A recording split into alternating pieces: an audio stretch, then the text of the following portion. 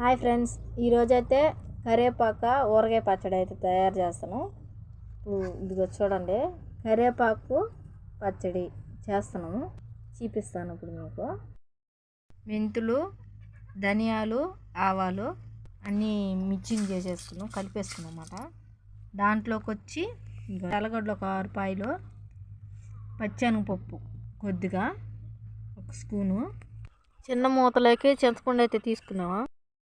చింతపండుకి 1/2 glass నీళ్ళు అయితే పోస్తున్నాం. ఇప్పుడు పొయ్యి మీద అయితే పెట్టేసుకోవాలి, దించేసుకోవాలి. చూడండి, చింతపండు మా ఇంట్లో అయితే కూరగిన్నెలు అయితే లేవు ఫ్రెండ్స్, అందుకని గ్లాసులో అయితే నానేసుకుంటున్నాను నేను. మరిగిచ్చిన నీళ్ళు అయితే వేడి నీళ్ళు, ఇదిగో ఇందులో అయితే చింతపండులో అయితే పోసుకోవాలి మనం. చూడండి, పక్కన పెట్టేసుకోవాలి. కదా ధనియాలు, మెంతులు, ఆవాలు ఇవి అయితే వేయించుకోవాలి. ఇప్పుడు అయితే పొయ్యి మీద అయితే పెట్టేస్తాం. సరే, ఇవి చిటపటపట అనాలి, బాగా వేయించుకోవాలి. అయితే ఒక రకంగా దూరగా వేయించుకోవాలి. అట్లా మీడియంగా వేయించుకుంటేనే టేస్ట్ కూడా బాగుంటుంది. అయితే ఏగిపోయినాయి ఫ్రెండ్స్, ఇప్పుడైతే దించేసుకోవాలా. చూడండి, ఆడిపోతే టేస్ట్ బాగుండదు. వేయించుకునేటి బౌన్లోకి అయితే తీసేసుకున్నాం. లేత కరివేపాకు అయితే బాగుండదు, ఎక్కువ రోజులు కూడా ఉండదు, చెడిపోతుంది. అదే ముదిరిది అయితే ఎక్కువ రోజులు ఉంటుంది, టేస్ట్ కూడా బాగుంటుంది, గమగమ అంటాను.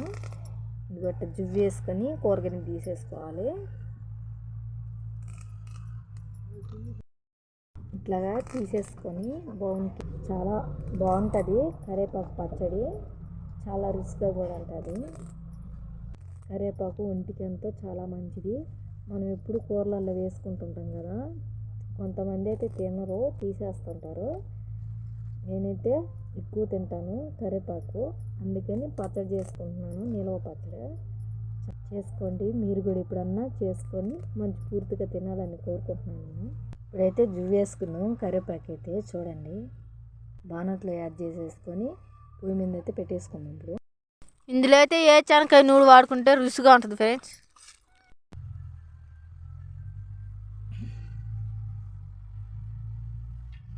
వేసుకున్న బాణలు అయితే పొయ్యి మీద అయితే పెట్టేసుకుందాం మనం. ఇప్పుడైతే చూద్దాం, ఇప్పుడైతే కాగింది నూనె అయితేను. ఇప్పుడైతే వేసేసుకుందాం మన కరివేపాకు.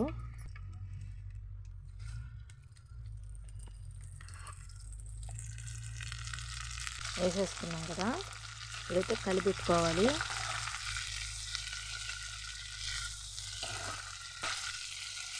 బాగా కలిపెట్టుకోవాలి, మాడకూడదు ఫ్రెండ్స్.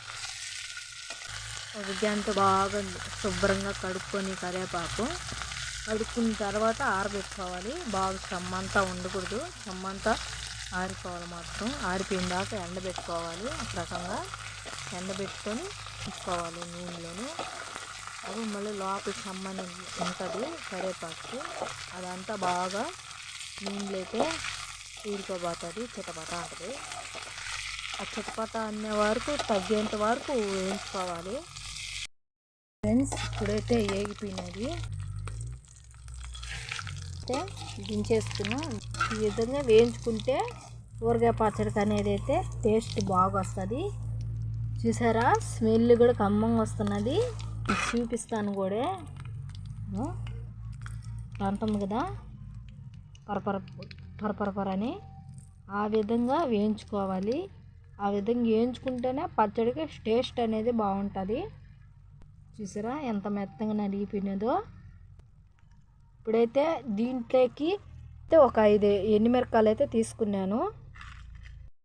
అయితే ఇదైతే తీసేసుకున్నాం కూరగిన్నెలోకి.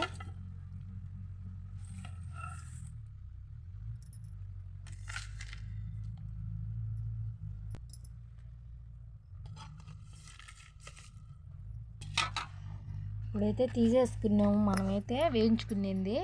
చూసారా, పక్కనైతే పెట్టేసుకున్నాం. ఇప్పుడైతే ఇప్పుడు ఇందులో అయితే ఎండు మిరపకాయలు అయితే వేసుకుందాం మనం.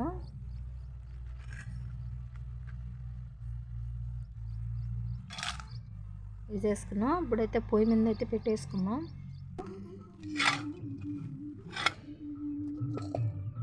మీడియంలో పెట్టుకోవాలి మంట, ఎక్కువ పెట్టుకోకూడదు. ఎక్కువ పెట్టుకుంటే మాడిపోతుంది బాగా. అదిగో ఈ విధంగా వేయించుకోవాలి. మీడియంగా వేయించుకుంటే చాలా బాగుంటుంది టేస్ట్. అయితే ఏగిపోయినాయి. ఇప్పుడైతే దించేసుకున్నాం మనం. ఇప్పుడైతే ఇవి కూడా తీసి పెట్టేసుకున్నాం.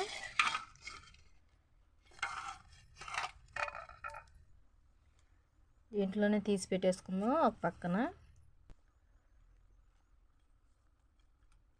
ఇప్పుడు మనం ఇందాకలా వేడి నీళ్ళు పోసుకొని చింతపండు నానబెట్టుకున్నాం కదా, ఆ చింతపండుని ఇప్పుడైతే ఇందులో అయితే వేసేసుకోవాలి.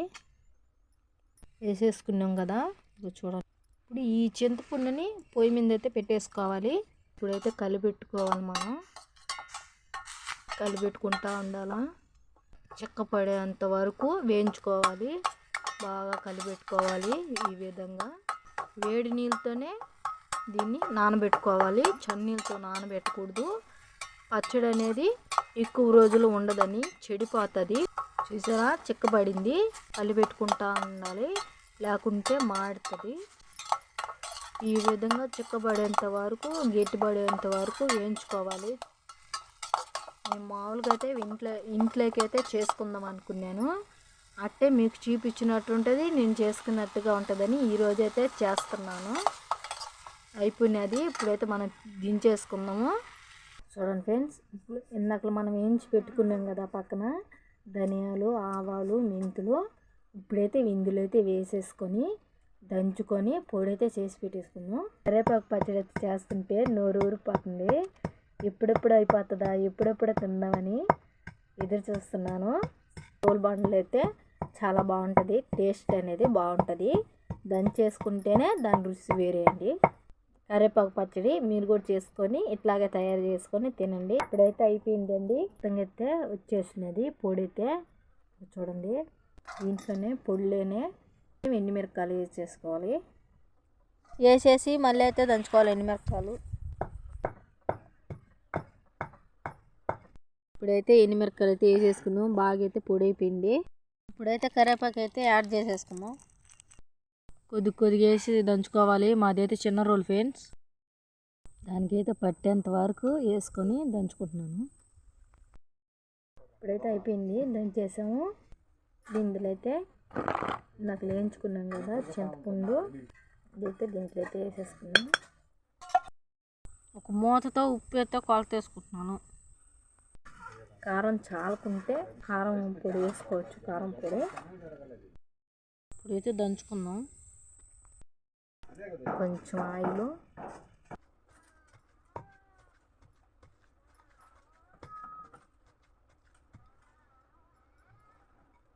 ఇప్పుడైతే రెడీ అయిపోయినది. దంచేసుకున్నాము. బాండ్ అయితే పొయ్యి మీద అయితే పెట్టేసుకున్నాం. ఇప్పుడైతే నూనె అయితే పోసేసుకున్నాం. పచ్చనిపప్పు, తెల్లగడ్డలు 2 ఒకటేసారి వేసేసుకోవాలి. కొంచెం జీలకర్ర అయితే వేసేసుకోవాలి. తర్వాత తెల్లగడ్డలు, పచ్చనిపప్పు అన్నీ వేయించుకోవాలి. జీలకర్ర అన్నీ బాగా, కరివేపాకు, ఎండుమిరపకాయలు కూడా వేసేసుకొని బాగా కలిపెట్టుకోవాలి.